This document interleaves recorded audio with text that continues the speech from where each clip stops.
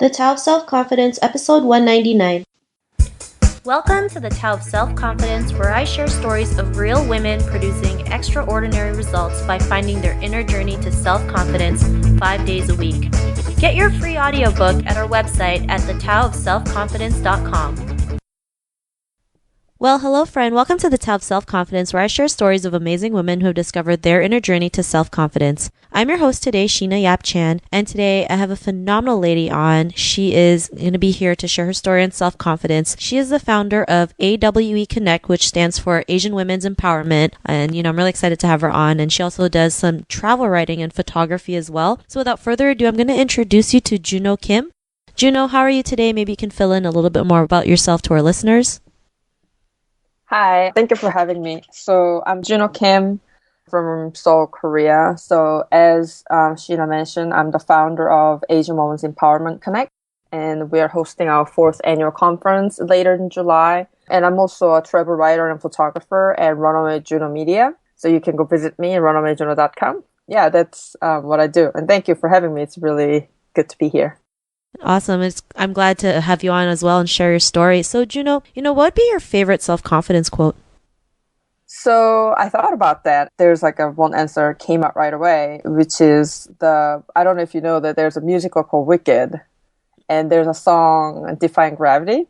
And that lyric has always been sort of my theme song and sort of, I guess it's a favorite self-confident quote.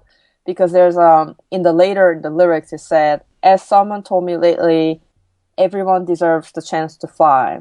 And if I'm flying solo, at least I'm flying free. To those who ground me, take a message back from me, tell them how I am defying gravity.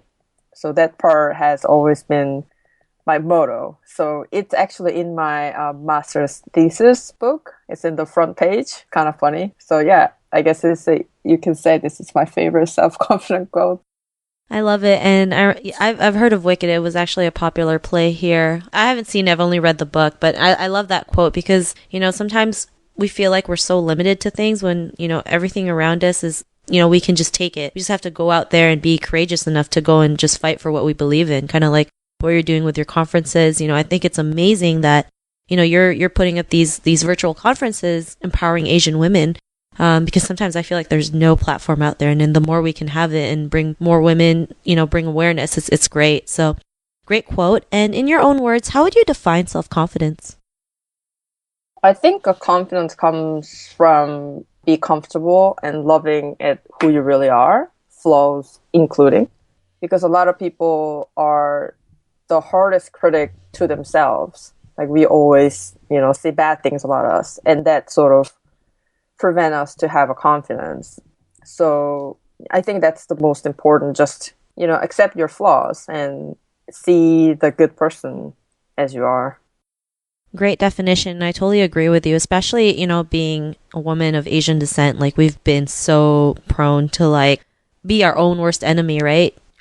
Just cause. Yeah, we're comparing to other people, Yeah. Oh, the kid next door just, got into a good college or, something like that. I mean, with the way we've been brought up too, it's our parents didn't know any better and they did the best that they could, which is why now it's, our responsibility to go out there and to tell them, there's always better ways out there and you don't always have to live that way. And it's true. Loving yourself has to include your flaws. I mean, this was a hard lesson for me because I used to punish myself every time I had some flaw, not knowing that I have to love it just as much as my strengths. So great definition. And Juno, what was your life like before your discovery of self-confidence? I think I've been always a confident person. I was always outspoken, and I was always in front of people in the stage. But, inside I was always very conscious about my look, like how I look at other people, because I'm very tall. As a Korean, I'm unusually tall, and I'm bigger than usual. And I thought I wasn't one of those pretty girls you see from magazines and TVs and, advertisements. And, I thought, oh, so I'm not one of those girls, but, so I'll do something else. So I was running a science club, and I had my hair really short. I thought I was just never pretty, and that was just things I could never get. And I've never worn a bikini until I was in mid-20s. And that was the moment that I had a realization afterwards. And I thought like, turns out I don't really care what other people think of me. So, yeah, I guess that was like my moment. Awesome. Well, thanks for sharing that. And, it's okay. I was the same. I never rocked a bikini until like I was in my early mid 20s. And, it's funny because I remember reading the story of the first Asian woman who was like became like the first Asian supermodel. And she kind of went through what you went through. She was tall. She didn't think she was pretty. She was totally different from all the people in her village in China. And now she's like one of the highest paid models. So, I mean, beauty doesn't always have to be like a certain standard, right? Which is great. Like, beauty is our own definition. And Right. she also had the courage to just go out there and just put herself out there. And now she's like this famous model. I forgot her name, but I just remember her story is kind of like yours. And so you mentioned that, wearing that bikini was when you realized that, you just didn't care about what other people thought of you anymore. I mean, after that, what was your life like after that realization?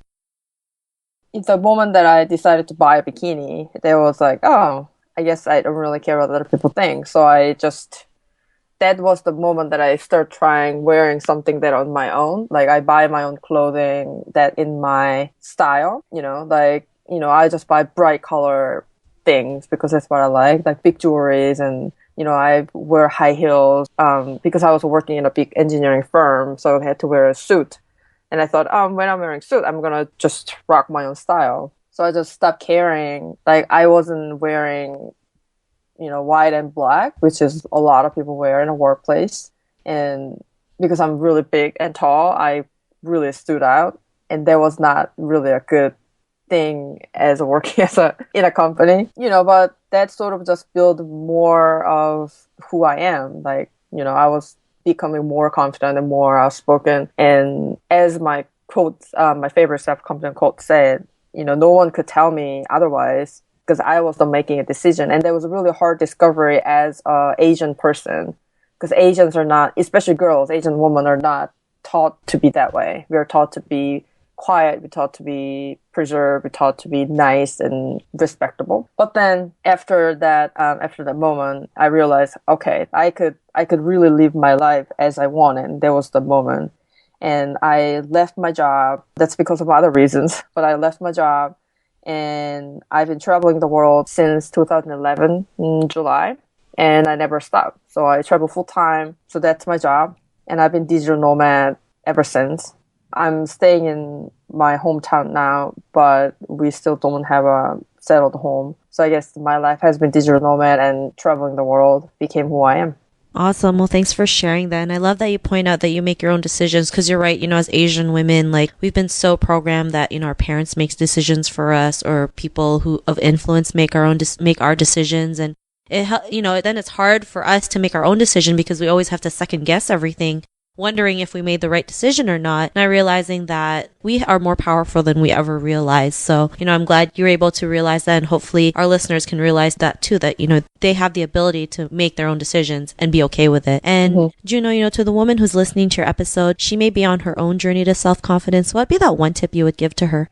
I would say the self-confidence comes from within, and that cannot be more true. But I think it's also important to surround yourself with the right people.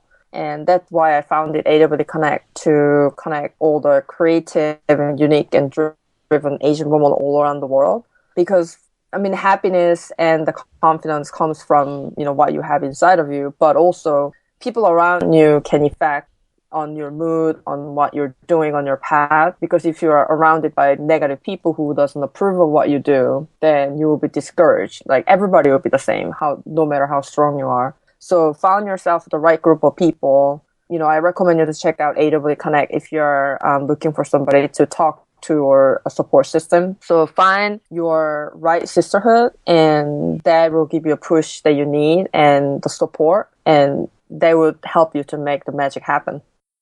Awesome. Well, thanks for sharing that. And Juno, if our listeners do want to connect with you through AWE or, any other links, is there any other links or social media profiles we can connect with as well? So check out our website on awconnect.net. That's where we have all the content, and we just moved to a new home. So that's a new and shiny website. If you want to connect with me directly, I'm on social media at Runaway Juno everywhere, like Twitter, Facebook. And if you want to email us at info@awconnect.net, and we'll be reachable every day. Thanks for sharing that. And to our listeners, if you want to connect with Juno, you can also head on over to the selfconfidence.com and search for Juno's name. Her show notes will pop up along with everything else we talked about. And I really want to thank Juno for taking the time to share her journey and story with us. So thank you so much. Thank you so much. No problem. It was awesome to have you on. And to our listeners, be on the lookout for another new episode of another amazing woman's journey to self-confidence. And we'll talk to you soon. Bye for now. Bye. Thank you for joining us at the Tao of Self-Confidence. Head over to the selfconfidence.com for full recaps of every show, our amazing blog articles and resources, and just plain fun. Your inner journey to self-confidence awaits, so start today.